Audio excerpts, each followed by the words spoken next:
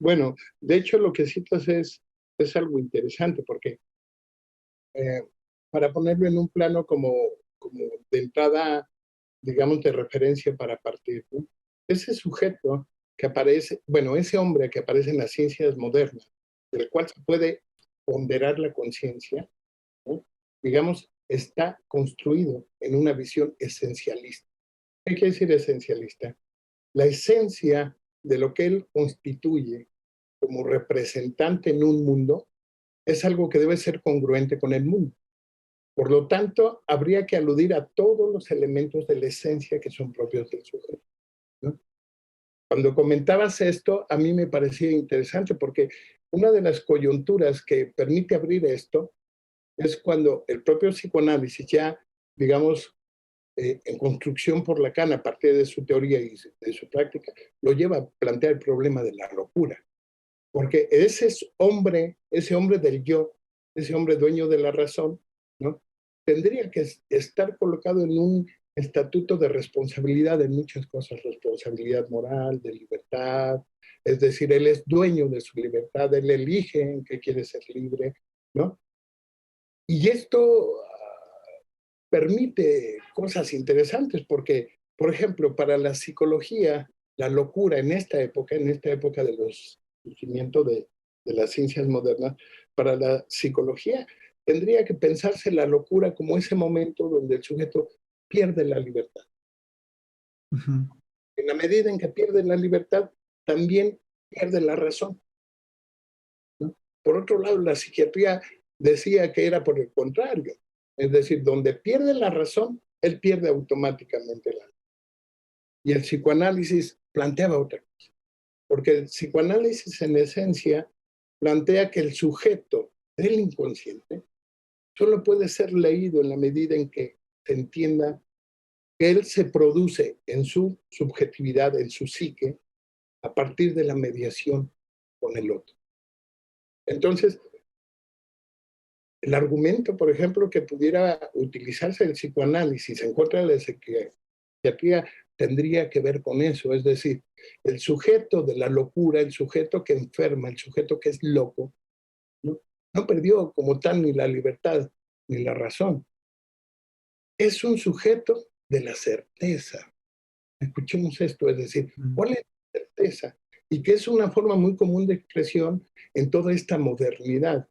Es decir, el hecho de pensar qué es lo que es de manera unitaria y que no hay ninguna forma o vínculo con el otro que determine su psique, su, su subjetividad. El sujeto se vive como independiente del resto. Y es por eso que entonces la libertad toma un ejercicio muy terrible. Pero entonces no es la pérdida de la libertad ni de la razón, es el hecho de que el sujeto vive en una certeza. Y esa certeza en la que se puede reconocer en el fondo de esa idea de certeza, el sujeto se percibe como fuera de toda mediación con el otro, es lo que lo hace enloquecer. Y es el punto que argumenta Lacan a Henry. Es decir, el argumento donde se te equivocas también. Entonces, bueno, vuelvo a este punto. Hablabas de una cuestión de lo que habías revisado, por supuesto. Es decir, me parece que esto nos lleva a pensar entonces en la cuestión propuesta por un lado, que si bien no tiene que ver con Roberto Harari eh, directamente, tendría que yo situarlo en el campo de la propuesta del cogito cartesiano. ¿Qué es lo que encontramos en Descartes? Dos elementos fundamentales que van a permitir entonces distinguir al sujeto de la unicidad, al sujeto del yo, con respecto al sujeto del inconsciente y en consecuencia del psicoanálisis. Y tiene que ver con la certeza y la duda. Así de sencillo.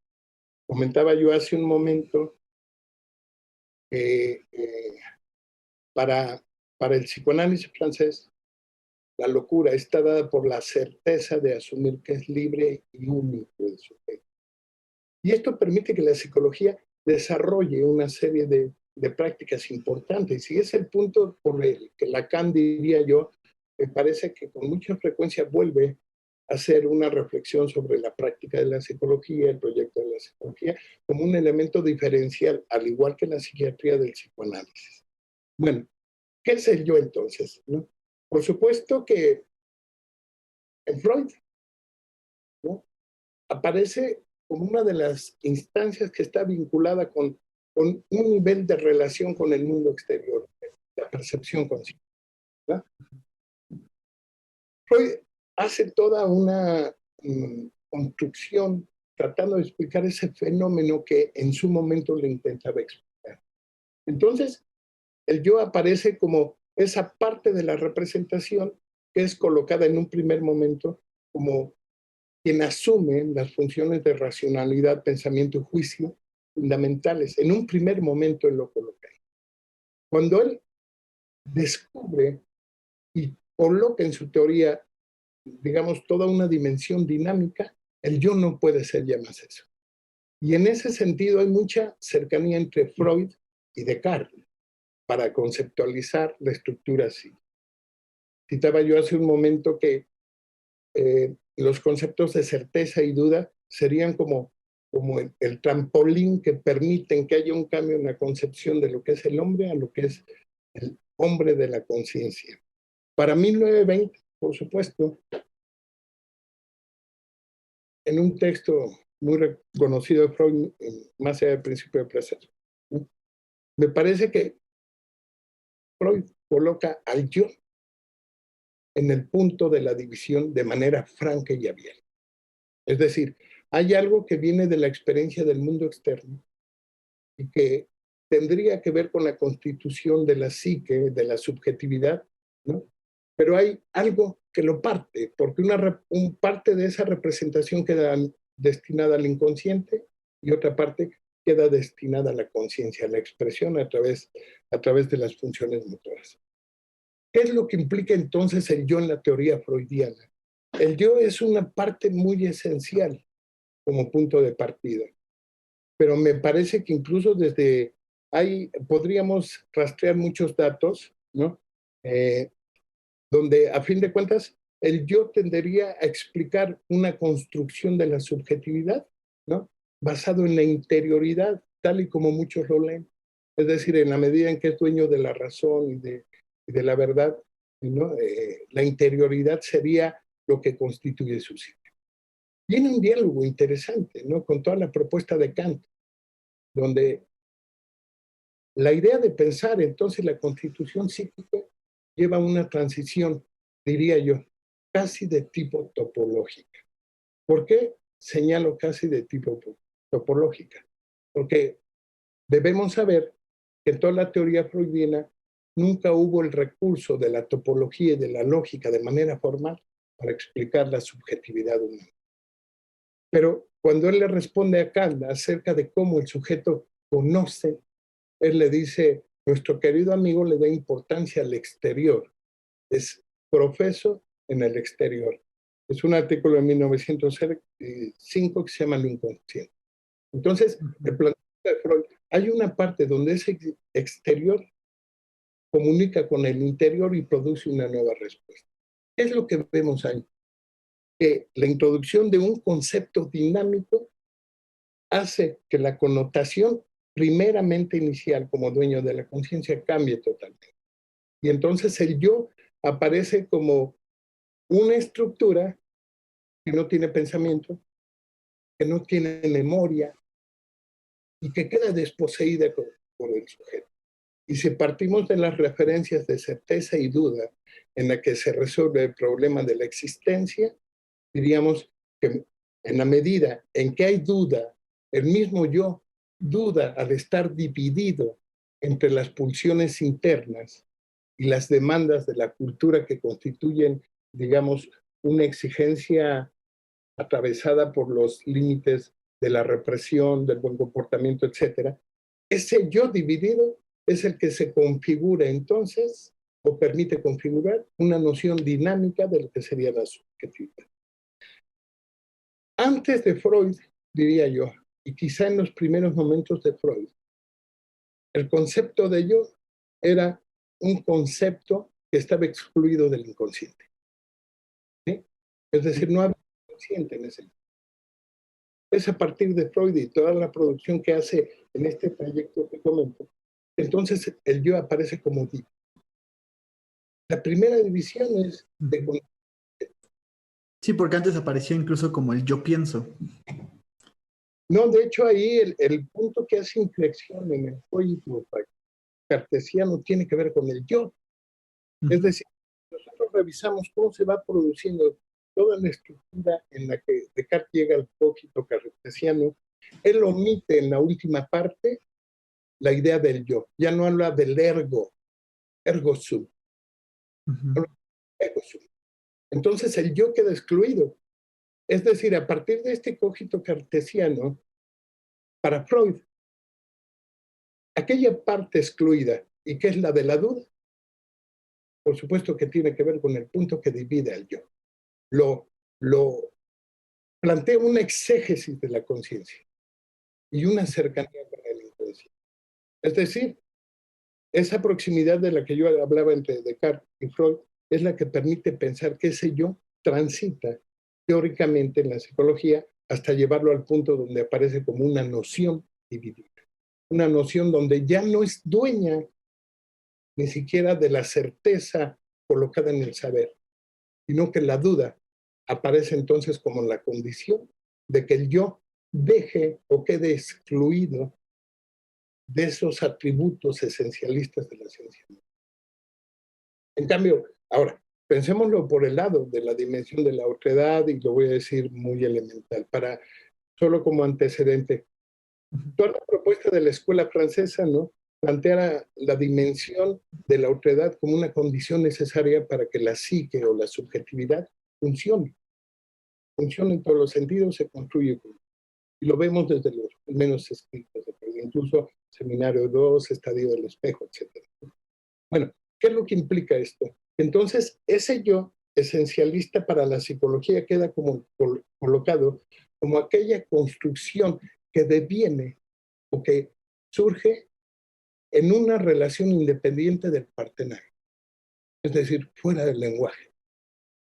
Por lo tanto, en la psicología el yo aparece explicado como una cuestión del desarrollo, ¿no?, diría Levi-Strauss, una fantasía antropológica del crecimiento, ¿no? Sí.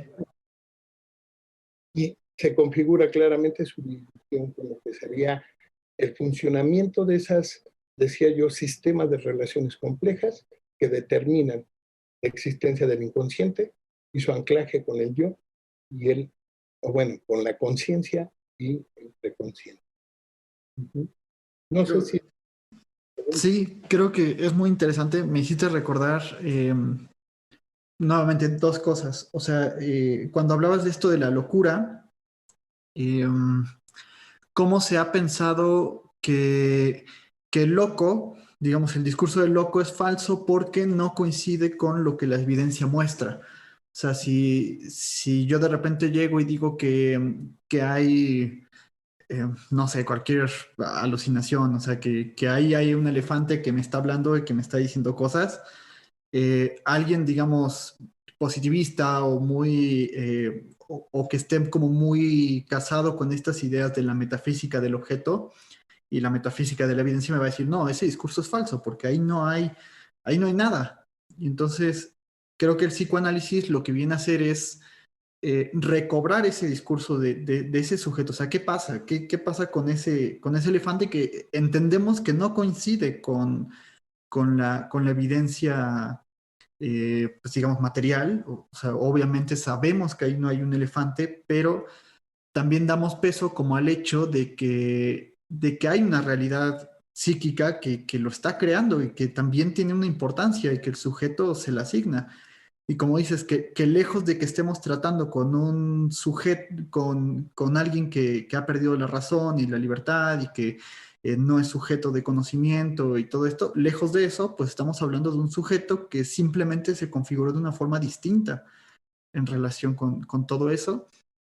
Y por otro lado, me hiciste pensar mucho en esto de la psicología y cómo toma el yo y cómo incluso es leída la aportación de Freud, ¿no? Y que, al menos por por lo que vas diciendo y por lo que también nos muestra la experiencia y nos muestra el psicoanálisis, pues no coincide lo que se nos dice en la carrera de psicología con lo que decía Freud sobre el yo.